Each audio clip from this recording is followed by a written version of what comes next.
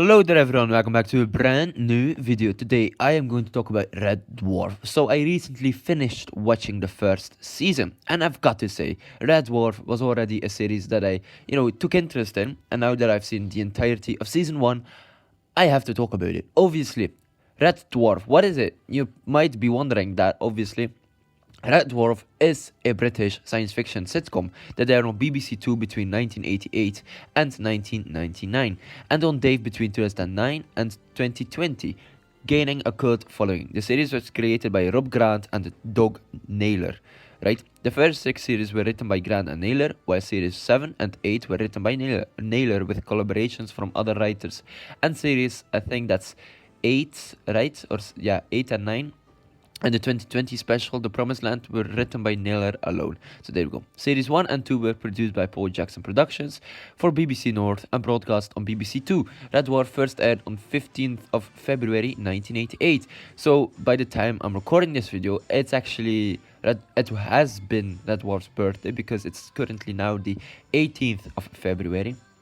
And ended its original run on BBC Two. By then, rebranded BBC Two.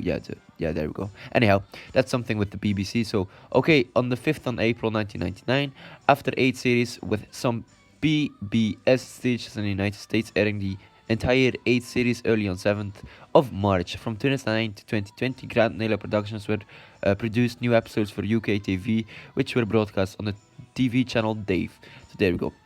Alright. So there we go. Alright, the series follows the fortunes of Dave Lister, who is stranded 3 million years in the future, together with the hologrammatic representation of his former bunkmate and also his, colleague, right?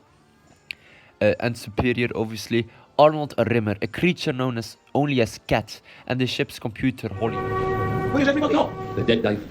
Who is? Everybody, Dave.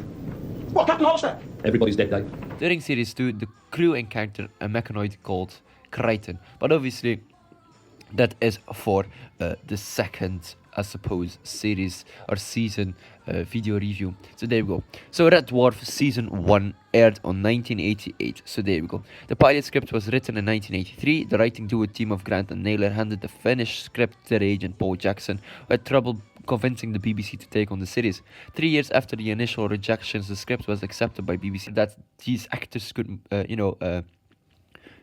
try to, have some more exercise in the things that they're doing. So there we go. Filming eventually went ahead after the industrial action was resolved. A remastered version of the series was produced and broadcast in some countries. So let's talk about the 6 episodes, right? Let's talk about the pilot episode, The End, the most important episode, I suppose. In the 23rd century, sluggish technician Dave Lister, a crew member of the Jupiter Mining Corporation vessel Red Dwarf, is placed in suspended animation. So this Red Dwarf ship is, half meteorite, half normal spaceship. It's like a meteorite is stuck in the middle of the spaceship, which is interesting. So there we go. Dave Lister gets free for 18 months. Oh yeah, so he's actually sentenced in suspended animation for 18 months. Where's everybody gone? They're dead, Dave. Who is? Everybody, Dave. What, Captain Hollister? Everybody's dead, Dave. But Dave is very loose. He doesn't really care about anything. And Rimmer is very uptight, very, strict about things. And that was really interesting because, for example, right, if I were to work with Rimmer, man, I would just hate his ass. Dude, that guy is so annoying, but it works out for the series because these two characters are like the yin and the yang for each other, because they don't get along, but they also get along, and somehow, some way, and it's really interesting to talk about it. So there we go. Let's talk about the second episode, obviously. The character of Rimmer, I don't think I'd base it on anyone in particular. I couldn't find anyone on the planet who was quite that sad. People said that at the same time. And that. You'll never get bored of being in Red Dwarf because you don't know where they're going to take you next. Offence: obstructing a superior technician by humming, clicking, and being quiet. When the captain sees this, you're dead. Rimmer, I'm bored. Alright, the second episode is called Future Echoes. The new crew of Lister, Rimmer, and Cat learn that Red Dwarf has been steadily accelerating for 3 million years. When it reaches light speed, they soon begin to experience future echoes, visions of the future that have yet to happen. That was a really interesting and experimental episode, I suppose, which obviously plays along with like a bit of time travel, a bit of deja vu, and it's really interesting because there's this one scene where Rimmer is talking to Dave, but obviously whatever he is saying is actually the replies to what Dave is going to ask him later on down the line, which is really interesting. So yeah, I really like that concept. Okay, episode 3, Balance of Power. Lister wants to go on a date with the hologram of his former love interest, navigation officer Christine Kachansky. However, this would mean replacing Rimmer as the ship's hologram, which of course he will not let happen due to being a higher rank than his bunkmate. Lester decides to take on cooking exam so he can become a chef, as this will allow him to hold sufficient rank to overrule Rimmer's objections, right? So there we go, forcing his friend to try to do anything to discourage him.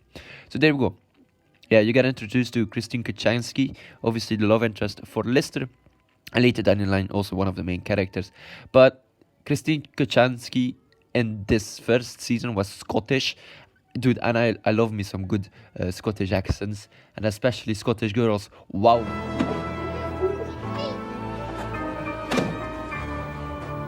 Hello, Dave. Suppose it's sort of pointless you doing the exam now. Well, yeah, it's sort of pointless me breathing in and out if you want to know the truth. Look, I'm a bit out of sorts at the moment. I'm having a woman's period. A woman's period? Women don't speak like... I've seen something you haven't, Squire. No, but I think that's really, really interesting. Christine Kachansky, obviously, is a really interesting character to talk about.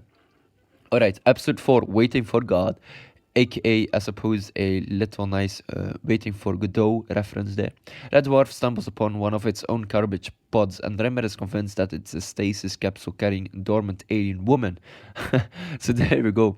While he's distracted, Lister learns more about cat species, Feli sapiens, and discovers how his actions involving the cat he smuggled has made him in a mythical legend amongst cat's people, including the last surviving member in the bowels of the ship.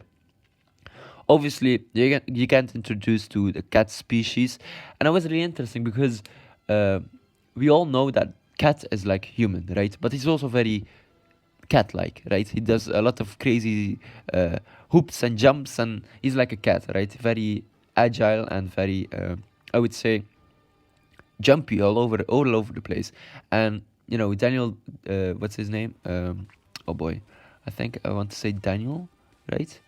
The actor who plays him does a fantastic job at portraying Cat. So there we go. If this funky feline was cream, he'd never stop licking himself. He's the cat. I'll stick my nipples to tingling. Ow! I've given pleasure to the world because I have such a beautiful ass. This strange hybrid of human and cat, who is the dress sense of Prince. Just a character who's self-obsessed megalomaniac. I'm not here to help. Read my CV. Does not help. Does not clean. Will have sex with anything. Here you go, cat. Oh, you said you like these? Hey, you monkeys eat off the floor. Don't you got no style or sophistication? Oh, I'm sorry, cat. I'm sorry. You people are unbelievable.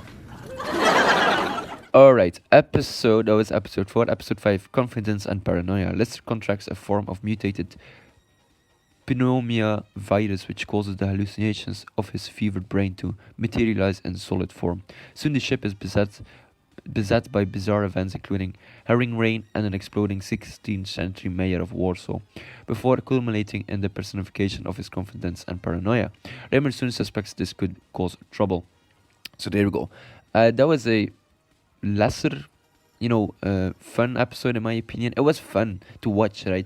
But I didn't really like it, compared to the other ones. It was still great, but it's not like one of my favorites from the first season. So there we go. Alright, and the last episode, obviously, of season 1 is Me Squared 2, right? Rimmer creates his perfect companion, an identical holographic duplicate of himself, and moves out of his quarters to share a room with them. Although Lister is happy about this, he soon finds out that Rimmers despise each other and can't agree to coexist. Faced with the prospect of deleting one of them, Lister decides to review his bunkmate's past and discovers an embarrassing secret in the process. Very, very intriguing plot here, right? So there we go. Alright, that was pretty much it for that, I guess. The descriptions of those episodes. Yeah, I've got to say, I really liked watching the first season. It was fun, it was entertaining, right? And, I'm really happy to see season 2 now, because obviously Crichton gets introduced too, although not played by his same, actor that, normally recently played him. Or plays him, right? Still going. But I guess Crichton was actually played by another actor in his first appearance, and then later down the line he was that other actor that we know, right?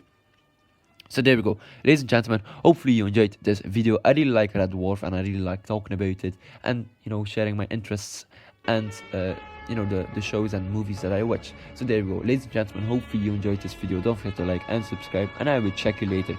Goodbye.